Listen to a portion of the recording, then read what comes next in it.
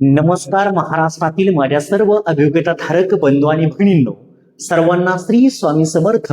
पवित्र पोर्टल शिक्षक भरती 2025-26 टेट परीक्षा 3 आणि या टेट परीक्षेच्या माध्यमातून शिक्षक भरतीचं स्वप्न पाहणारे हजारो माझे अभियोग्यताधारक बंधू आणि भगिनींनो, 6 ते 8च्या गटाचे प्रेफरन्स हे सर्वोत्तम पद्धतीने कसे द्यायचे हे आजच्या व्हिडिओच्या माध्यमातून तुम्हाला अगदी व्यवस्थितपणे मी समजून सांगणार आहे. खऱ्या अर्थानं माझ्या 6 ते 8च्या अभियोग्यताधारक बंधू भगिनींनी माझ्याकडे मागणी केली की सर आमच्या 6 ते 8 साठी आम्हाला व्हिडिओ पाहिजे आहे. मी 100% देण्याचा प्रयत्न केला, कारण की प्रामाणिकपणे तुमच्यापर्यंत माझ्याकडे असणारं नॉलेज देण्याचं काम मी ऑथेंटिक पद्धतीने करत आहे. विनंती एवढीच असेल की आपल्या चॅनेलवरती जर तुम्ही नवीन असाल तर प्लीज चॅनेलला सबस्क्राईब करून शेजारी असणाऱ्या बेलवरती क्लिक करा, व्हिडिओला लाईक करा, चॅनेलला सबस्क्राईब करा. महत्वाची गोष्ट तुम्हाला या ठिकाणी सांगायची आहे की 1 ते 5 साठी कशा पद्धतीने प्रेफरन्स द्यायचे हे तुमच्यासाठी मी सांगितलं. जे तुमच्यातले काही बांधव असतील जे 9 ते 10ला देखील ऍप्लिकेबल आहे, 11वी 12वीला ऍप्लिकेबल आहे, तर 9 ते 12च्या गटाचे प्रेफरन्स कसे द्यायचे हे देखील तुम्हाला सांगितलं. आणि काही बांधव हे अगदी 1 पासून तर 12वी पर्यंत पात्र आहेत, त्यांच्यासाठी देखील मी तुम्हाला सेपरेट व्हिडिओच्या माध्यमातून सांगितलं. पण माझे काही बांधव जे की 6 ते 8ला ऑलरेडी वर्क करतायत, त्यांच्यासाठी कशी प्रेफरन्सची मेथड असायला पाहिजे ते आपण या ठिकाणी समजून घेऊया. खऱ्या अर्थानं जर पाहिलं तर तुमच्यासाठी मी एकदा क्लिअर कट तुम्हाला स्पष्ट सांगतो की प्रेफरन्स देण्यासाठी सगळ्यात मोठा आणि सगळ्यात महत्वाचा गट जर कोणता असेल तर तो 9 ते 12चा आहे. त्याच्यानंतर जर पाहिला गट तर 1 ते 5चा आहे. आणि सगळ्यात पाठीमाग सगळ्यात कमी प्रेफरन्स ज्याला द्यावे लागतात, ज्याला प्रेफरन्स देताना कोणतीच अडचण येत नाही, तो म्हणजे तुमचा 6 ते 8चा गट आहे. समजून घ्यायचे काही महत्वाचे फॅक्टर मी तुम्हाला या ठिकाणी क्लिअर करतोय. ते फॅक्टर समजून घ्या, 100% तुम्हाला त्याचा फायदा झाल्याशिवाय राहणार नाही. इथे आपण जर पाहिलं तर विदाऊट इंटरव्ह्यू, विथ इंटरव्ह्यू. आता तुमच्या डोक्यामध्ये असं असायला पाहिजे की विदाऊट इंटरव्ह्यू. तुम्हाला आत्ताच क्लिअर करतो, 6 ते 8च्या बांधवांनो, जास्तीत जास्त जागा 6 ते 8च्या या विदाऊट इंटरव्ह्यूलाच येतात. विथ इंटरव्ह्यूला तुम्हाला जास्त जागा नसतात. मॅक्झिमम तुमच्या ज्या जागा आहेत त्या विदाऊट इंटरव्ह्यूच्या आहेत. आपल्याला पाहायला मिळतं की झेडपी असेल, मनपा असेल, नपा असेल, नगरपंचायत असेल, नगर परिषद असेल आणि काही बऱ्याचशा अशा संस्था आहेत. थोडक्यात सांगायचं म्हटलं तर रयत शिक्षण संस्था असेल, स्वामी शिक्षण संस्था आहे, किंवा अशा अनेक संस्था आहेत ज्या ठिकाणी 6 ते 8च्या जागा मोठ्या प्रमाणावरती येतात. अगदी मेरिट जर पाहिलं तर मागील वर्षी मॅथ आणि सायन्स मेरिट अगदी त्या ठिकाणी 100च्या जवळपास आलेलं होतं. फक्त आणि फक्त या 6 ते 8च्या वर्गाचं ऍज कम्पेअर टू 1 ते 5, 9 ते 12 सगळ्यात कमी मेरिट या 6 ते 8च्या गटाचं होतं. एवढं लक्षात तुमच्या आलं पाहिजे. महत्वाचा भाग म्हणजेच तुम्हाला सांगायचंय मला असं की काही ठिकाणी आपण जर विचार केला तर या ठिकाणी तुम्हाला प्रेफरन्स देताना काहीच अडचण येणार नाही. कारण की आपण जर पाहिलं तर या ठिकाणी विदाऊट इंटरव्ह्यूच्या जागा, आपण थोडक्यात जर पाहिलं तर तुम्हाला 100 त्या ठिकाणी विदाऊट इंटरव्ह्यूचे प्रेफरन्स द्यायचे आहेत. आपण जर पाहिलं तर झेडपी आपण सगळे विचारात घेऊया, मनपा विचारात घेऊया, काही नगरपंचायत, नगर परिषद विचारात घेऊया, आणि साधारणतः आपण जर पाहिले तर 20 साधारणतः आपण काय करूया, संस्था धरूया की ज्या विदाऊटला येणार आहे. मग सगळ्यांची यांची बेरीज जर केली तर साधारणतः 91 बेरीज येते. तुम्हाला प्रेफरन्स किती द्यायचे आहे? 100 द्यायचे आहेत. लक्षात ठेवा, किती द्यायचे आहेत? 100 प्रेफरन्स द्यायचे आहेत. म्हणून मी तुम्हाला 6 ते 8च्या वर्गाला सांगतो, तुम्हाला विदाऊट इंटरव्ह्यूला काहीच टेन्शन नाहीये. नो टेन्शन म्हटलं तरी चालेल. टेन्शन अजिबात तुम्हाला नाहीये. तुमची सगळ्यात महत्वाची मेथड आहे. आता दुसरा महत्वाचा मुद्दा की हे इथे तुम्हाला काहीच अडचण नाहीये, पण हे प्रेफरन्स देताना तुम्हाला नक्की कोणकोणत्या गोष्टींचा विचार करावा लागतो या संदर्भातला मी डिटेलमध्ये सकाळीच एक व्हिडिओ दिला. तुम्हाला बेटर झेडपी वाटतंय, नपा वाटतंय, मनपा वाटतंय किंवा तरी काय वाटतंय, तर हे तुम्ही तुमचं ठरवायचं. त्या ठिकाणी असणाऱ्या सोयी सुविधा, एकंदरीत असणारी लेवल किंवा इतर महत्वाच्या मुद्द्यांवरती सकाळीच मी तुम्हाला स्पष्ट करून सांगितलंय की कोणकोणत्या गोष्टी त्या ठिकाणी असतात. त्याचा थोडासा प्लीज अभ्यास करा. आता राहतो विषय विथ इंटरव्ह्यूची प्रक्रिया. आता याची प्रक्रिया तुमची क्लिअर झालेलीच आहे, इथे तुम्हाला काहीच अडचण नाही. राहतो विषय विथ इंटरव्ह्यूचा. तुम्हाला मगाशी सुरुवातीला मी क्लिअर केलं की विदाऊट इंटरव्ह्यू आणि विथ इंटरव्ह्यूचा विचार जर केला तर इथे देखील तुम्हाला लेस म्हणजे कमी प्रमाणामध्ये संस्था त्या ठिकाणी येतात. परंतु कमी जरी आल्या तरी कोणत्या गोष्टींचा विचार तुम्हाला करायचा आहे हे लक्षात आलं पाहिजे. सगळ्यात महत्वाचं तुमचे मार्क्स सुरुवात टेटची जे आहेत त्या मार्क्सच्या बेसवरती तुम्ही तुमचा विषय त्या ठिकाणी पाहून घ्यायचा. आता बऱ्याचदा असं होतं की मॅथ आणि सायन्सच्या जागांसाठी जागा वेगळ्या असतात. सोशल सायन्सचे माझे बांधव आहेत, भगिनी आहेत, त्यांच्या जागा कमी असतात आणि एकंदरीत जर पाहिलं तर सोशल सायन्सच्या जागा थोड्याशा कमी येताना दिसत आहेत असं मला बऱ्याचदा पाहायला मिळतं. विनंती अशी असेल या सर्व सोशल सायन्सच्या बांधवांना, तुम्ही कुठेतरी जाऊन पाठपुरावा करा, त्या संस्थेच्या पाठीमागे लागा. हे आमच्या जागा कुठेतरी भरल्या गेल्या पाहिजेत, आम्हाला देखील कुठेतरी संधी मिळाली पाहिजे, असं कुठेतरी तुमचं मत मांडा. मॅथ सायन्सच्या जागा सुद्धा आता असं पाहायला मिळतंय की 1 ते 5च्या शिक्षकांची पदोन्नती झाल्यामुळं त्या जागा सुद्धा थोड्याशा कमी होतात की काय, असाही प्रश्न निर्माण होतो. परंतु ज्या वेळेसला तुम्हाला जागा येतील त्यावेळेसला चित्र स्पष्ट होईल की नक्की किती जागा आहेत.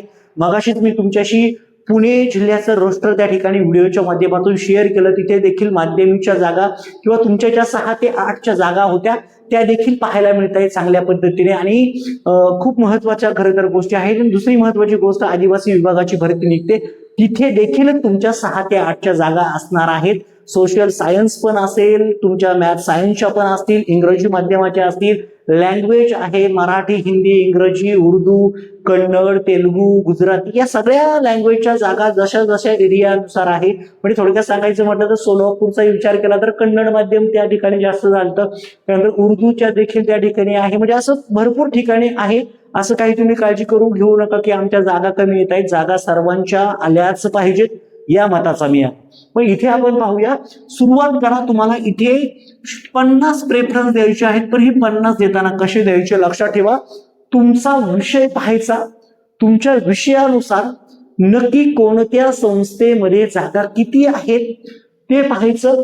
जागा पाहून घ्या. जागा कशा पाहायच्या तुम्हाला ऑलरेडी सांगितलं. तुमची जाहिरात डाउनलोड करायची, ती कशी वाचायची याच्यावरती देखील मी व्हिडिओ बनवून दिलेला आहे. ती जाहिरात व्यवस्थित वाचा. तुमच्या त्या ठिकाणी कॅटेगरीनुसार तुमचं समांतर आरक्षण असेल, तुमची कास्ट असेल, कॅटेगरी असेल, त्या कॅटेगरीनुसार तुमच्या समांतर आरक्षणानुसार तुम्हाला किती जागा मिळतात त्या संस्थेमध्ये याचाही विचार करा. आणि त्या ठिकाणी लिहून ठेवा की माझ्या वाट्याला, समजा एक्झाम्पल सांगायचं म्हटलं तर मी ओपनचा कॅन्डिडेट असेल तर मला ओपनच्याच फक्त जागा मिळणार आहे. बट मी जर कॅटेगरीचा उमेदवार असेल, समजा ओबीसी कॅटेगरीचा उमेदवार आहे आणि समांतर आरक्षणामध्ये मी प्रकल्पग्रस्त आहे, तर मी प्रकल्पग्रस्ताच्या कॅटेगरी मधले असणाऱ्या जागा पाहणार. त्यानंतर ओपनच्या जागा पाहणार, त्या ठिकाणी असणाऱ्या त्या कॅटेगरीमध्ये असणाऱ्या. त्यानंतर जनरलच्या जागा खाली असतात, समांतर आरक्षणाच्या जागा आधी भरल्या जातात. त्यानंतर तुमच्या जनरल जागा पाहिल्या जातात, जनरलमध्ये ओपनच्या जागा आधी तुम्हाला येतील आणि मग शेवटी तुम्हाला तुमच्या कॅटेगरीच्या ज्या ओपन जागा आहे, जनरल जागा आहे, कॅटेगरी जनरल, ते सगळे शेवटी भरायचे असतात. म्हणजे सुरुवातीला काय येणार, तुमच्या समांतर आरक्षणाच्या जागा. मग त्या सगळ्या तुम्हाला 4 ठिकाणच्या जागांचे तुम्हाला एकत्रीकरण असतं आणि मग तुमच्या जागा येत असतात, ते पाहायचंय. त्यानंतर माध्यम लक्षात ठेवा. माध्यम तुमचं मराठी आहे, उर्दू आहे, गुजराती आहे, इंग्लिश आहे, त्यानुसार जागा कुठं आहे ते सुद्धा तुम्हाला पाहून घ्यायचंय. अंतर, आता इथे पहा, सगळ्यात महत्वाचं म्हणजे तुम्ही डिस्टन्सचा विचार करणार आहात. काही भगिनी असतील ज्यांना या ठिकाणी विथ इंटरव्ह्यूला खूप लांब जायचं नाहीये, तर प्लीज अशा भगिनींना माझी कळकळीची विनंती असेल, हा व्हिडिओ पाहणारे तुमचे बांधव कुठेतरी जॉईन झाले पाहिजेत.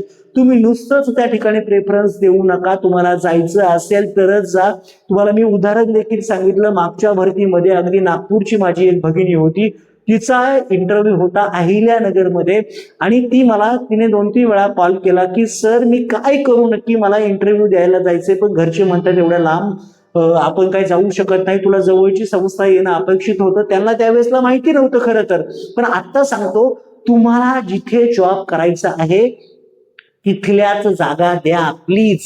ही माझी विनंती तुम्हाला या प्लॅटफॉर्मवरून असेल की तुम्हाला जर ज्या ठिकाणी जॉब करायचा नाहीये त्या जागा तुम्ही देऊ नका. माझी स्वतःची मिसेस 6 ते 8च्या गटाला आहे. मी स्वतः सांगतो तुम्हाला, मी देखील पुणे रिजन, पुणे सिटी जर सोडलं तर बाहेरची एकही जागा देणार नाही. हे मी क्लिअर करून ठेवलंय. तसंही तुम्ही क्लिअर करा की तुम्हाला स्वतःच्या जिल्ह्यापासून सुरुवात करायची असेल तर तसं करू शकता. शेजारच्या 1-2 जिल्ह्यामध्ये जायची तुमची तयारी असेल तर तिथल्या जागा देऊ शकता. पण जायची तयारी नसेल तर नका देऊ, कारण की तिथील जे रहिवासी असतील तुमच्या तिथे जाण्यामुळं काय होतं की तुमचं मेरिट समजा 121 असेल आणि तिथं 120 वाला एखादा कॅन्डिडेट असेल, किंवा तुमचं मेरिट समजा 100 आहे आणि 99 वाला तो बिचारा असेल, तर 100 तुम्ही गेल्यामुळं समजा तुमचा तिथे नंबर लागतोय आणि तो 99 वाला कुठेतरी मागं राहतो. त्या बिचारा तुम्ही जर तिथे गेले नाही तर तो 99 वाला बिचारा कुठेतरी वरती येईल, त्याला तो इंटरव्ह्यू देण्याची संधी मिळेल आणि कदाचित त्या बिचाऱ्याचं काम देखील होऊ शकतं. त्यामुळे तुम्ही देताना सुरुवातीपासून द्या. आणि ज्यांची तयारी, माझे काही बांधव असे पण असतील ज्यांना पूर्ण महाराष्ट्रात जायची सर माझी तयारी आहे, त्यांनी काय करायचं, या सगळ्या गोष्टींचा अभ्यास करायचा, मेरिटचा अभ्यास करायचा. मी तुम्हाला मागील म्हणजे वर्षी आलेल्या सर्वच्या सर्व संस्थांचं मेरिट देणार आहे. मॅथ सायन्सचं मेरिट तुम्हाला देईल, त्या ठिकाणी सोशल सायन्सचं देईल आणि अगदी पार तुम्हाला 1ली ते 12वी पर्यंतचं मेरिट तुम्हाला मी देणार आहे. तुम्हाला अंदाज येईल त्याच्यावरून. आणि ऑलरेडी मी तुम्हाला झेडपीचं मेरिट दिलंय, त्यानंतर नपाचं मेरिट दिलंय, त्यानंतर तुम्हाला मी महानगरपालिकांचं मेरिट दिलंय, मॅक्झिमम मेरिट दिलंय. विदाऊट इंटरव्ह्यूला येणाऱ्या संस्था कोणत्या आहेत त्यांचं मेरिट देखील तुम्हाला दिलंय. आपल्या टेलिग्राम ग्रुपची लिंक या व्हिडिओच्या डिस्क्रिप्शन बॉक्समध्ये आहे. प्लीज सगळ्यांनी टेलिग्राम ग्रुप जॉईन ठेवा, जेणेकरून तुम्हाला त्याच्यावरती महत्वाच्या लिंक किंवा काही पीडीएफ मी असेल त्या शेअर करत असतो. तर स्वजिल्हा निवडा, सुरुवात करा. आणि महत्वाची गोष्ट इथे एक लक्षात ठेवायचं आहे की तुमच्या जागांनुसार आणि तुमच्या जागा प्लस तुमचा विषय सब्जेक्ट, ह्या दोन्हींचा विचार करून तुम्ही प्रेफरन्स द्या. इथे मी जसं इतर वर्गांना सांगितलं आहे की 80 ते 100च्या व्यक्तींनी कसं प्रेफरन्स द्यायचे, 100 ते 120च्या कसं द्यायचं, 120 ते, इथे तुम्हाला ती गरज पडणार नाही. का सांगतो, 6 ते 8च्या 20, 40, 60 मध्ये असणाऱ्या संस्था निवडक असतात, कमी असतात असं म्हटलं तरी चालेल. कमी असल्यामुळं जरी तुम्हाला एक 5-10 आल्या तरी तुमचा तो चॉईस राहील. जवळची असेल तर बिंदास द्या. पण एक फॅक्टर लक्षात ठेवा, जो की मला 9 ते 12ला बऱ्याच जणांनी आठवण करून दिली का, त्या ठिकाणी तुमचा वयाचा पण विचार करा. ह्या 9 ते समजा थोडक्यात सांगायचं म्हटलं तर 6 ते 8ला तुमच्यातले काही जण अगदी 35 ओलांडलेले सुद्धा कॅन्डिडेट आहे, अगदी पार 40 पर्यंत पोहोचलेले आहेत. मग 40-45 वय त्यांचं साधारणतः आहे आणि मग ते काय करतात, अशा संस्थांमध्ये जाण्याचा प्रयत्न करतात. मग अशा वेळेस त्याला ते परवडन का 20%, 40%, 60% घ्यायला, त्या पण गोष्टीचा विचार करणं गरजेचं आहे. ओके, हे खूप महत्वाचे मुद्दे आहेत. आणि महत्वाचं म्हणजे प्रेफरन्स देताना मी तुम्हाला सांगितलं स्वतःचा जिल्हा आधी निवडा, त्यानंतर काय करा, त्याच्या शेजारचे जिल्हे तुम्ही पाहून घ्या. समजा पुणे आहे तर पुण्याच्या शेजारचे जिल्हे कोणते आहे सांगितलं तुम्हाला, अहिल्यानगर आहे, त्याच्यानंतर इकडं सातारा आहे, इकडं सांगली आहे, इकडं कोल्हापूर आहे, त्याच्यानंतर काय असेल सोलापूर आहे. या सगळ्या गोष्टींचा विचार करायचा आणि मग जवळजवळचे प्रेफरन्स तुम्ही द्या. पण ज्यांची रिस्क आहे त्यांनी मेरिट पहा, क्वालिटीला घेणाऱ्या संस्था पहा, या सगळ्या गोष्टींचा विचार करा. आणि बिनधास्त सांगतो तुम्हाला अजिबात अडचण येणार नाही याची 100% मला खात्री आहे. बिनधास्त तुम्ही त्या ठिकाणी अशा पद्धतीने विचार करा. जास्तीत जास्त तुमचे नंबर इकडेच लागतील याची मला गॅरंटी आहे. 6 ते 8चे उमेदवार विदाऊट इंटरव्ह्यू मध्ये जास्तीत जास्त सिलेक्ट होतात. मग राहिलेले जे कॅन्डिडेट असतील, जे काही संस्थांच्या काही जागा असतात त्यावरती ते येत असतात. परंतु आता प्रत्येकाचा प्रश्न असतो की माझं कुठं सिलेक्शन होईल हे प्रत्येकाला सांगू शकत नाही. पण तुम्ही प्रयत्न असा करा की तुमचं सिलेक्शन 100% झालं पाहिजे. तुम्हाला आधीच सांगतो, अगदी 50, 60, 70 वाला देखील त्या ठिकाणी या समांतर आरक्षणाच्या माध्यमातून मागच्या वर्षी जॉईन झालेला आहे. तुमचं नशीब कुठं त्या ठिकाणी जातंय किंवा तुम्हाला घेऊन जातंय हे सुद्धा तेवढंच महत्वाचं असतं. परंतु ते नशीब उजळवण्यासाठी तुम्हाला देखील प्रयत्न करणं गरजेचं आहे. या भरतीमधून तुमच्या सर्वांची कामं व्हावीत यासाठी तुम्हाला खूप खूप अशा शुभेच्छा आहेत. तुम्हाला विषयानुसार तुमच्या वर्गानुसार मेरिट किती लागतं या संदर्भातला एक व्हिडिओ मी सेपरेट देईल. त्यामध्ये तुम्हाला कळून जाईल की तुमचं मेरिट कोणत्या जिल्ह्यामध्ये किती असतं, कोणत्या ठिकाणी जास्त असतं, कोणत्या ठिकाणी कमी असतं, जेणेकरून प्रेफरन्स देताना त्याचा देखील फायदा तुम्हाला नक्कीच होईल. विनंती अशीच असेल की नवीन असाल तर प्लीज आपल्या चॅनेलला सबस्क्राईब करून शेजारी असणाऱ्या बेल आयकॉनवरती क्लिक करा. व्हिडिओला एक लाईक करा आणि आपल्या व्हिडिओला हाईप करण्याचा प्रयत्न करा. पाठवा पुढे बिंदास, काही काळजी नकोय. मोफत तुमच्यासाठी मी माझ्या कष्टानं जेवढं शक्य होईल तेवढं तुम्हाला तुमच्या नोकरीवरती पाठवण्यासाठी मी नक्कीच प्रयत्न करेल. भविष्यात तुम्हाला इंटरव्ह्यू फेस कसा करायचा, इंटरव्ह्यूची तयारी कशी करायची, माझे दिलेले 20 इंटरव्ह्यू मध्ये मी काय काय शिकलो आणि ते 20 इंटरव्ह्यू मधून तुम्हाला काय शिकायचं आहे, कसं फेस करायचं आहे, सगळ्या गोष्टी 1-2 दिवसात मी क्लिअर करेल. सर्वांचं काम या भरतीमधून व्हावं यासाठी सर्वांना खूप खूप अशा शुभेच्छा. Thank you so much. All the best.